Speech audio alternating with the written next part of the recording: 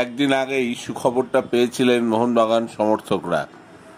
BSF ম্যাচে খেলতে না পারলেও 9 তারিখ ডায়মন্ড হারবারের বিরুদ্ধে খেলবেন আপুইয়া, এমনটাই জানা গিয়েছিল।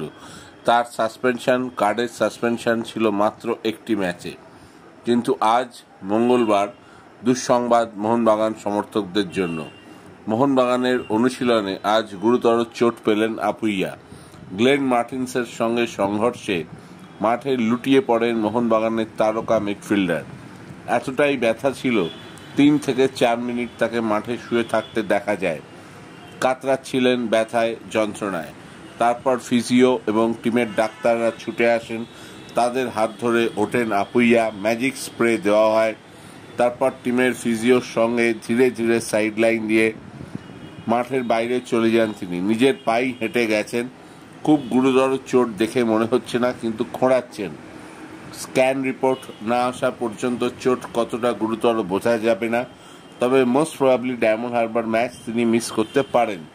এছাড়া সালাউদ্দিনের চোট এখনও সারেনি। সুহেল ভাটও সম্ভবত চোটের কারণে খেলবেন না ওই ম্যাচে। কিন্তু মোহনবাগানের পক্ষে ভালো খবর এসে গিয়েছেন। সকালে জেসন কামিংস এবং জেমি ম্যাকলারেন তারা খেলবেন। হয়তো অর্ধেক দুজনকে ব্যবহার করবেন মলিনা। কিন্তু আপুইয়ার চোট একটা খারাপ খবর।